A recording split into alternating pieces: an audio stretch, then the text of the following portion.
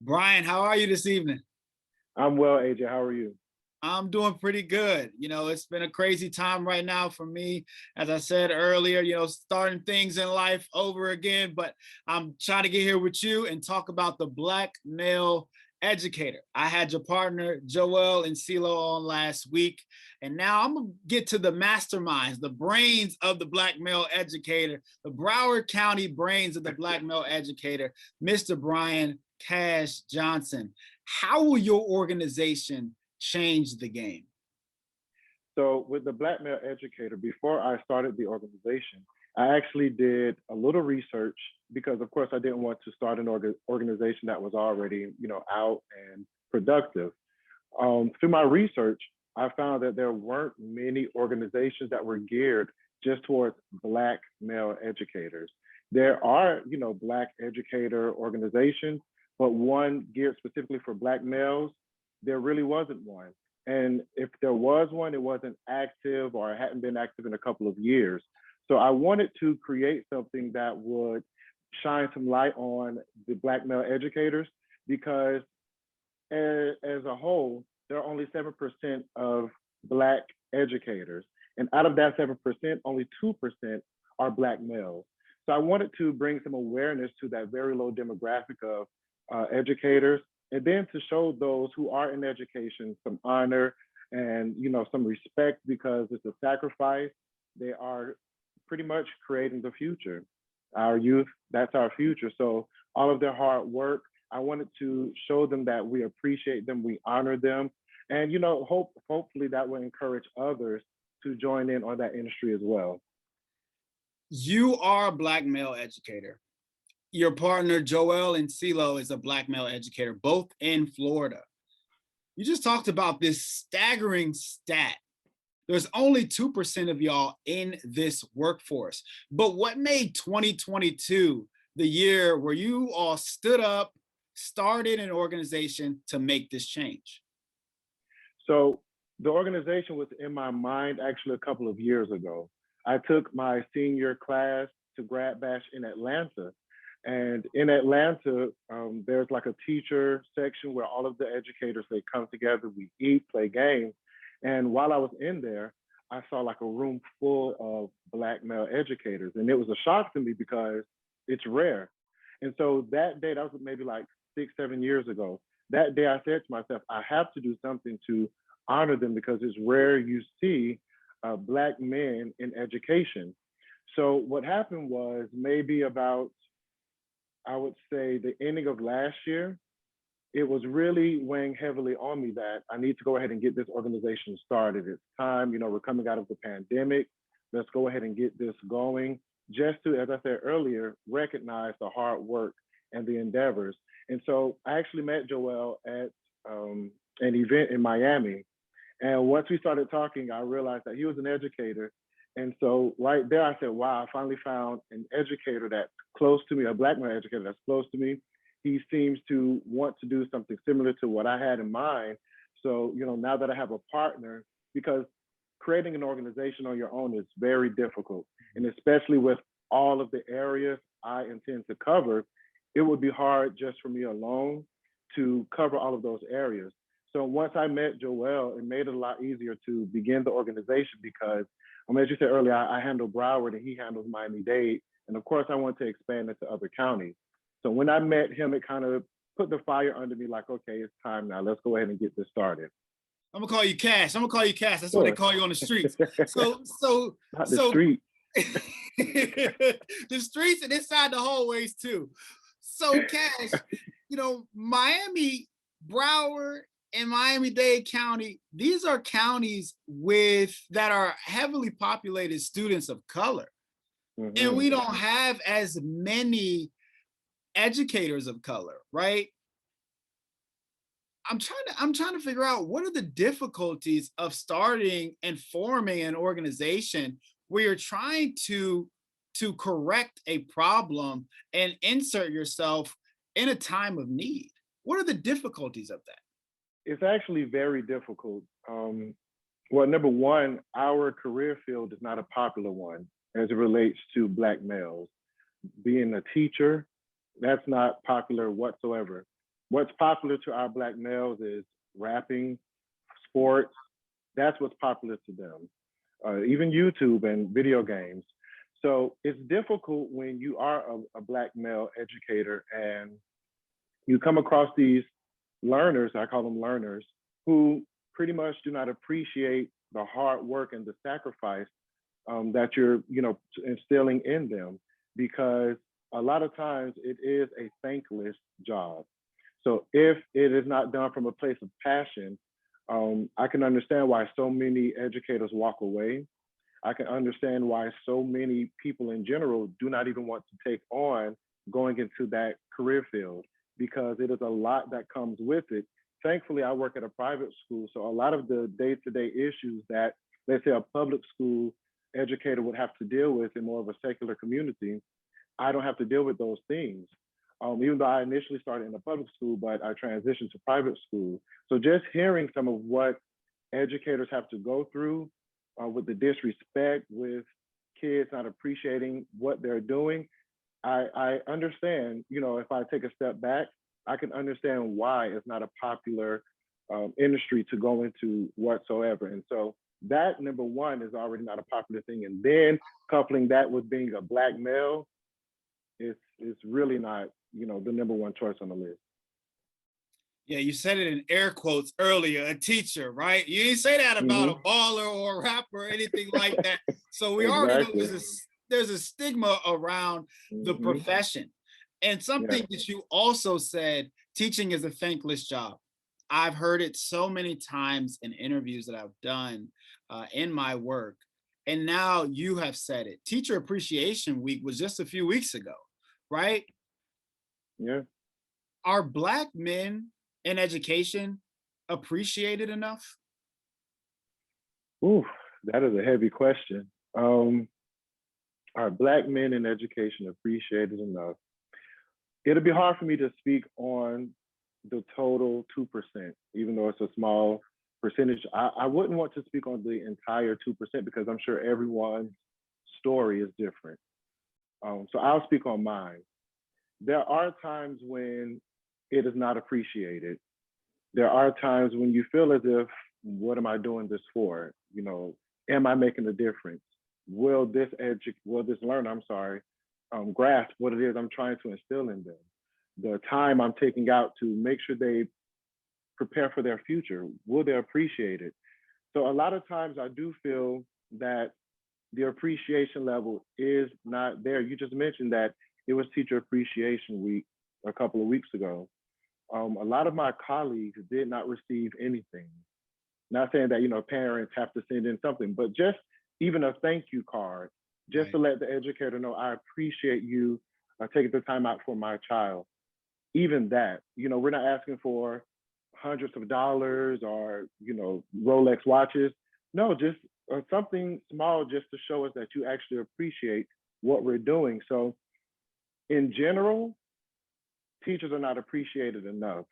And so to couple that as a Black male educator, it kind of breaks it down even more. So it's a give and take. At times you do feel appreciated, especially for me, I've had many learners come back years later and say, hey, Mr. Bryan, I just wanted to see you. I wanted to speak to you, let you know what I'm doing. So that makes you feel good, especially when they say, oh, I remember you told me this, or I remember you said to do this and I did it. And now, this is happening for me. So that's a good feeling. But on the other end of it, when, kids walk away and don't even tell you thank you, when parents don't even tell you thank you, it does make you feel as if you're not appreciated. Thank you for sharing that struggle of the give and take of being a Black male educator and your personal experience. And now you come with your colleague together to bring awareness to the tiny community, 2% of the Black men in education. But I put on my calendar recently, June 11th. What is June 11th? How are we going to honor and uplift the Black men in education in your event on June 11th? So June 11th is a night that's dedicated. Once I spoke with Joel, we initially wanted to honor 10 educators each from Broward County, as well as from Miami-Dade County. We planned this so long ago, so we're like, yeah, we're going to do it. It's going to be easy. Once we actually started trying to find honorees, that's when it really dawned on us about the 2%. It was very clear. It was a struggle trying to find Black male educators. It really was. So It we was a still did. struggle. It was a struggle finding 10 Black male educators in your areas. Yes.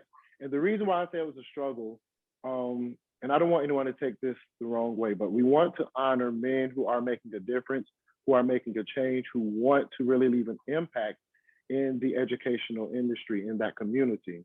So it was a struggle rather, to find a plethora of options. I'll say it that way. But we did manage to find quite a few great honorees. On our Instagram page, we started sharing a few of those men who will be honored on that night, giving a little backstory of what they do in education and what they're currently working on and what they will do. So that night, we're going to honor them. We found our venue, our event space, and they'll be receiving plaques on that night. We'll have our videographer there.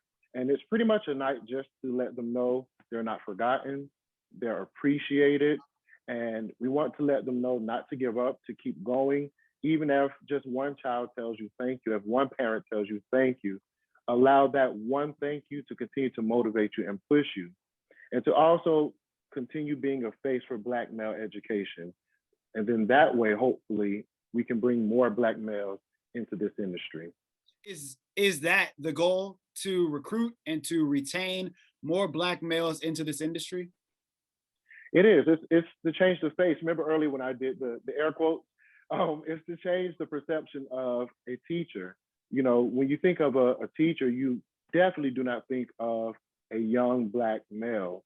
I started teaching, I was hired at 19 as a paraprofessional, and I was at a public school. So of course, me being a 19-year-old, pretty much still a teenager, walking the halls, and they're giving me all of these duties like I'm an authority figure at this public school. And so a lot of times the kids would look at me like, what are you doing here? Why are you here? You're one of us. Like, so I went into this wanting to change the narrative already of what a Black male educator is. That's why I started so young, with the guidance of my mother, of course, because it wasn't on my mind, but she told me she sees that within me and to pursue it, and I did. And so at 19, I was hired, and that changed my perception of education. Even at that age, I saw that I was the only Black male in a predominantly Black public school, the only Black male there. And so even then, at 19, I saw that there was disparity in the community. And so from this point moving forward, I want to bring more awareness. I want to change the face of it. I want to let the seniors who are getting ready to, go into the workforce, let them know that this is a fulfilling career. It's at times it has its struggles, but that's with any career. With anything that you do, there may be things that come up that, really don't please you. But this is something to also look at, because if you ask, just take a survey of any Black young male, well, what do you want to be when you grow up? You will not hear teacher. You're going to hear everything but teacher. So we also want to start working with our Black young men as well and help bring them into this industry also. So not just recruit more adults, but also show that our Black young men can do this as well. We can be educated. We can have a college degree. We can still live a very fulfilling life and also be in education. So that's the goal. That's the objective. Well, time out though, because use the air quotes. It's you're almost bashing the profession almost, and you're one of the shining stars, right? You started out at 19. Why don't other Black men want to follow into your footsteps? Want to follow in the footsteps of such great Black male educators? Why isn't it exciting for young Black boys to become teachers? A few things, I believe. Number one, as young Black men, our eyes, we see money. We want money. And as an educator, of course, we are not the highest paid when it comes to the workforce at all. So that's already a negative. And then they see what other kids do in the classroom, and then to think wait, I might have to deal with that. Nah, I really don't want to, go down that path. So there are a few negatives when it comes to this profession, but they can tell you where I work. I push for them to explore other options. Number one, it's not always about a dollar. There are many ways that you can have an income. Just because you're an educator, that does not mean that's all you can do. There are so many other things you can do. I myself, I do other things as well to make sure I'm able to afford the lifestyle I want to live. So that's what I want to do and bring awareness to that. So I think those are, some of the drawbacks when it comes to going into this industry. And so thank you for allowing me to speak and help bring awareness that, we may not be the highest on the pay toll when it comes to the workforce, but we're definitely not the lowest. So you can live a fulfilling life off of your salary as an educator. So I think that's a drawback. And then the behavior in the classrooms. But I think if there are more Black male educators that go into the workforce that'll help change the behavior in classrooms, in all honesty. I appreciate that. Now I know why they call you Kash, because you got all types of income streams. I know why they call you Kash now. But no, in all seriousness, AJ, please. in all seriousness, if people can't get to Miami, they can't get down South Beach, they can't come to Broward County, but they want to support your organization or they want to support on June 11th, what should they be doing? Firstly, you all can follow us at The Black Male Educator, THEE, The Black Male Educator on Instagram. All of our information is there. You can send us a message, you can email us, you can contact us, reach out to us that way, and then we can provide information for you if you would like to support us. And we definitely do need support. We are an organization that is not funded by the government, any loans whatsoever. We operate solely off of the support of our community. So if you would like to support us, please follow us on our Instagram page, and then you'll be able to reach out to us through there. Thank you so much, Mr. Brian Kash Johnson. He's a language arts teacher at Holy Temple Christian Academy in Fort Lauderdale, Florida. I want to thank you so much for coming on and telling us about your organization and giving those inspiring and empowering words to the community of Black male educators. Again, there's only 2% of Black men in this education field who are teachers in the classroom. And Mr. Johnson and Mr. Insilo, who I had on the last episode. So check both of these episodes out on YouTube or wherever you start to stream your podcast. Please check it out, The Black Male Educator. Brian Kash Johnson, thank you so much again. I appreciate you. Thank you for this platform. Thank you for giving me a chance to speak about the Black Male Educator. I appreciate it. Of course. Thank you.